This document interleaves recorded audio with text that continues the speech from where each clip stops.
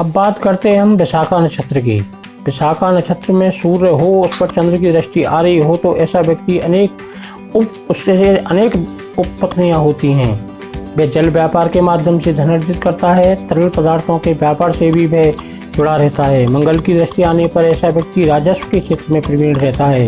बुध की दृष्टि आए तो ऐसा व्यक्ति कलादक्ष होता है एवं कला के माध्यम से अपनी जीविका चलाता है। यदि गुरु की दृष्टि हो तो ऐसा व्यक्ति राजनीतिज्ञों के संपर्क में रहता है और अपने स्वार्थ के लिए धन लेता है। यदि शुक्र की दृष्टि आ जाए तो ऐसा व्यक्ति स्वयं बड़ा राजनीतिज्ञ बनता है और व्यक्ति का वैवाहिक जीवन सुखद रहता है। शनि की दृष्टि होने पर व्यक्ति कपटी, पापी एवं शासन से दंड पाता है।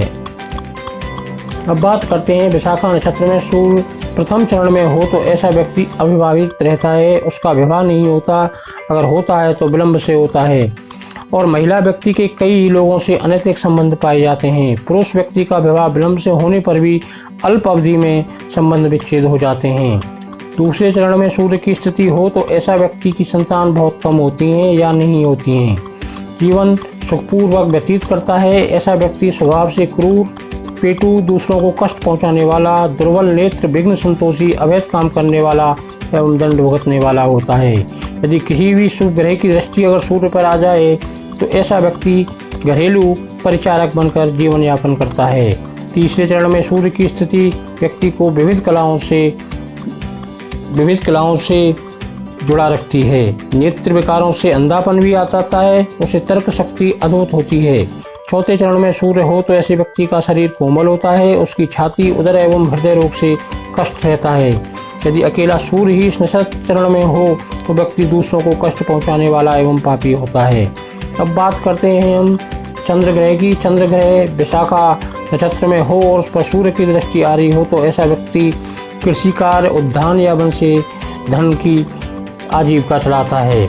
उसे सूदखोरी का भी कार्य करने की प्रेरणा मिलती है। यदि मंगल की दृष्टि आ जाए तो ऐसा व्यक्ति स्त्रियों का जमघट उसके आसपास रखने का प्रयास करता है।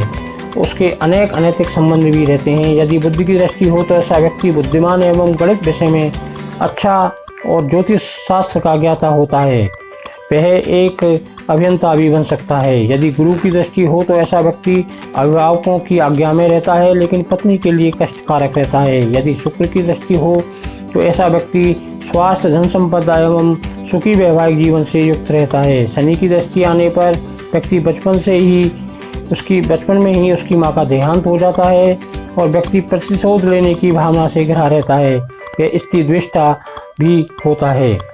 अब ये प्रथम चरण में हो तो व्यक्ति को कफ जैसे विकार घेर लेते हैं। यदि जन्म कुंडली का लगन भी इसी नक्षत्र चरण में हो एवं उस पर शनि की दृष्टि हो तो व्यक्ति की माता का सुख नहीं मिल पाता। व्यक्ति पशुपालन के माध्यम से धन को जुटाता है। धर्म कार्यों में उसकी अत्यंत रुचि रहती है। दूसरे चरण में चंद्र की स्थिति व्यक्ति के मात्र सुख में बाधा उत्पन्न करती है। यदि पाप ग्रह पीड़ित चंद्र इस नक्षत्र चरण में हो तो व्यक्ति परिवारहीन रहता है। यदि अकेला चंद्र हो तो व्यक्ति कामातुर होता है। तीसरे चरण में चंद्र की स्थिति हो, लगन भी इसी नक्षत्र का हो तो ऐसा व्यक्ति मूक बधिर होता है। ऐसा व्यक्ति परिचारक का काम करके अपना उदर पालता है। यदि लग्न भी इसी नक्षत्र चरण में हो तो उसे अपने काम का अभिमान रहता है। शत्रुओं पर विजय प्राप्त करता है, आस्थावान रहता है और तीर्थाटन भी करता है। यदि चौथे चरण में चंद्र की स्थिति हो तो ऐसा व्यक्ति दीर्घायु, सदाचारी, महाविद्वान होता है। 20वें वर्ष तक उसे संघर्ष करना पड़ता है। उसके बाद में अध्यापक या व्याख्याता बनकर प्रदेश में भ्रमण करता है। उसे शासन की ओर से मान सम्मान प्राप्त होते हैं। बहन के लिए वे कष्टकारक रहता है। अब बात करते हैं मंगल ग्रह की। मंगल ग्रह विशाखा नक्षत्र में हो और उस पर सूर्य की दृष्टि आ रही हो तो ऐसा व्यक्ति प्रदेश प्रवास करता है।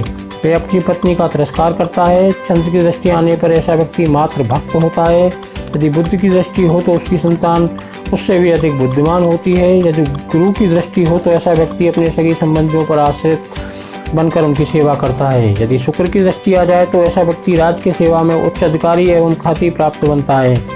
शनि की दृष्टि होने पर वह सर्वगुण संपन्न लेकिन कृपण रहता है। यदि मंगल की स्थिति विशाखा नक्षत्र के प्रथम चरण में हो तो ऐसा व्यक्ति व्यय आय से अधिक करता है। उसका जीवन कष्टप्रद रहता है। किसी के प्रति उसके मन में आदर की भावना नहीं रहती है। अपने कुटुंब की महिलाओं से उसे कष्ट भोगने पड़ते हैं। कुल मिलाकर उसका जीवन व्यर्थ ही जाता है। दूसरे चरण में मंगल की स्थिति व्यक्ति को मिथ्याभाषी एवं पाप करने वाला बनाती है। सूर्य या चंद्र इस मंगल के साथ हों तो व्यक्ति की मानसिक असंतुलन के कारण कष्ट सहने पड़ते हैं। जातक बावड़ी खोदने वाला, सच्चाई करने वाला या चौकीदार बनता है। अब बात करते हैं मंगल की तीसरे चरण में। तीसरे चरण में मंगल हो तो ऐसा व्यक्ति कुंभकार या चीनी मिट्टी के बर्तन बनाने वाला होता है। वह अंगरक्षक, चौकीदार, माली, धोबी की तरह भी काम कर सकता है।